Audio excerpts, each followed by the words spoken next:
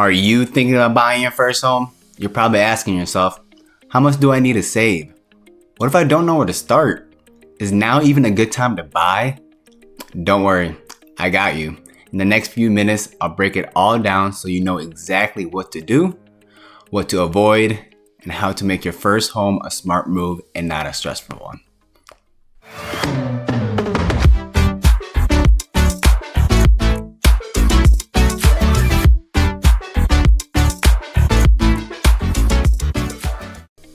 What's up everyone, this is Liban Salad, your friendly neighborhood realtor based here in Minneapolis and St. Paul. If you're thinking about buying your very first home, this video is for you. Now look, I know this can feel overwhelming. You've probably been on Zillow late at night scrolling homes like his Instagram, thinking, where do I even start? We're breaking it all down. No confusing lingo, no pressure, just real talk to help you feel confident, clear, and ready to make your move. Let's get into it. Before we jump into the how, let's take a brief moment and talk about the why. Buying a home isn't just about having a place to live. It's about building equity, locking in a stable housing cost, getting tax advantages, and creating a long-term wealth building machine. Your rent money, gone forever. Your mortgage though, that's your money growing. Step 1, set a realistic budget. A home is the single biggest purchase most people will make. Start by figuring out what you can comfortably afford. Well, Liban, how do I know what I can comfortably afford if I've never purchased a home? The golden rule is your housing payment should be no more than 30% of your monthly income. Don't stretch it just because the bank says you're approved for more. Stick to your budget. It will save you a lot of stress in the long run. And a quick tip for you, include property taxes, insurance, and utilities when you're setting your estimated budget. Step 2, get pre-approved. This step is key. Get pre-approved, not just pre-qualified. Big difference. Pre-approval shows sellers you're serious and it gives you a clear picture of what you can spend. Also, compare lenders. Comparing mortgage loan offers is one of the most essential steps to buying a house. Aim to get rates from at least 3 lenders as mortgage interest rates varies and changes often. Do not settle for the first quote. A low rate could save you thousands. With that being said, if you're in need of a trusted local lender, I do work with a handful of them and I'd love to connect you with them. Step 3, down payment, closing costs, and help that's out there.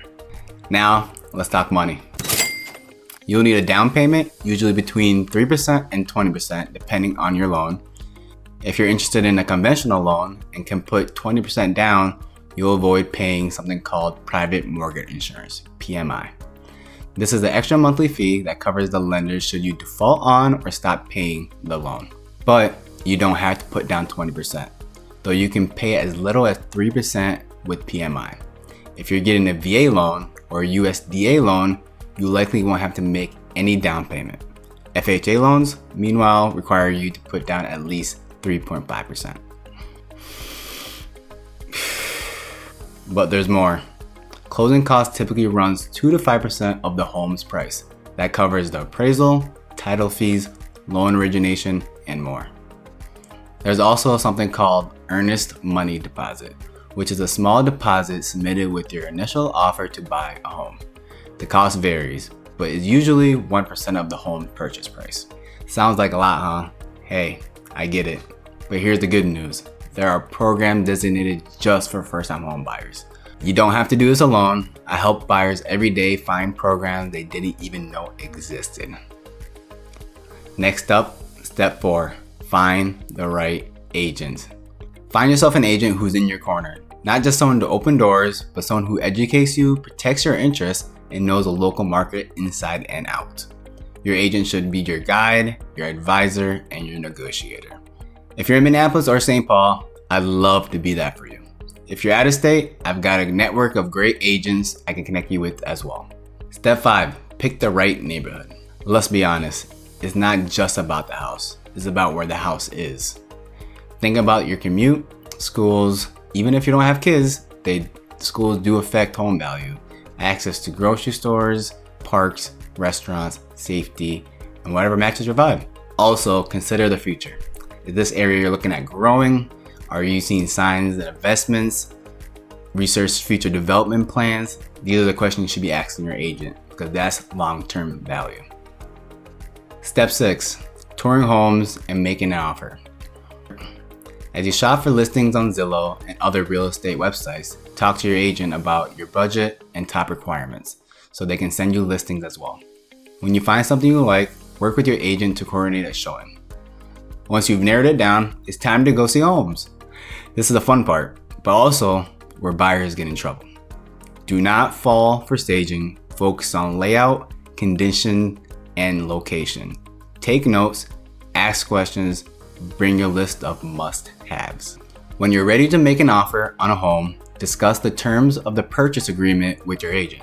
They will analyze comparable listings, which we call comps, recently sold in the area to help you make a competitive offer. The purchase agreement typically includes an offer price, a deadline for the seller to respond, usually 24 to 48 hours, and any contingencies. At a minimum, the offer should include appraisal and home inspection contingencies. That means if the home appraises under the offer price or an inspection reveals significant issues, you can walk away without losing your earnest money deposit. If the seller accepts your offer, it's time to apply for your mortgage. This isn't the same process of getting pre-approved, but they are very similar. With that being said, that brings us to step 7, inspection and appraisal.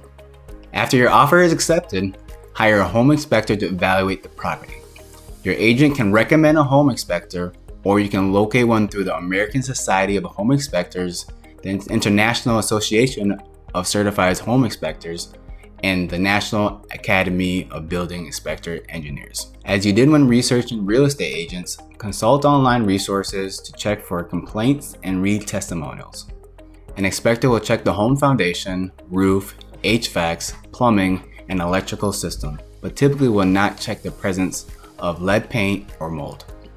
The inspection can take about 2 to 3 hours and range from $300 to $1,000 depending on the house size and the extent of the inspection. My recommendation is that you and your agent should be present during the inspection so you can ask for clarification on any issue. If the inspection report uncovers major problems, you can try to ask the seller to fix them, but the seller might not be willing to if there's other offers that won't require them to pay for repairs.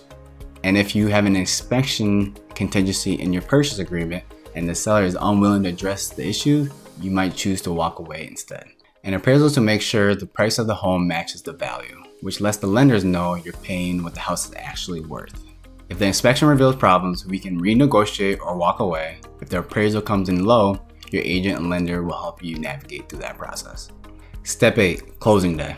After everything works out with the inspection and appraisal, we got our final steps. A day or two before closing, you'll do a final walkthrough of the property to make sure repairs, if any, were made and that the home is vacant. At the closing table, you'll sign paperwork to finalize the loan and transfer ownership of the home from the seller to you. After signing the final paperwork and getting those keys to your house, drumroll please, you're officially a homeowner. Key to music. Welcome to my house, sweetie. Everything is ours, really. Dance around and feel the beat. With you, my life's complete.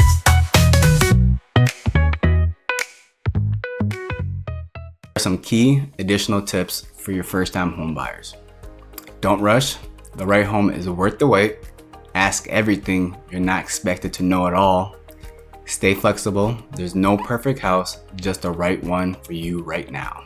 Enjoy the process. This is a big deal. You deserve to feel proud of every step. And to wrap this thing up, if you made it this far, first of all, you're a real one.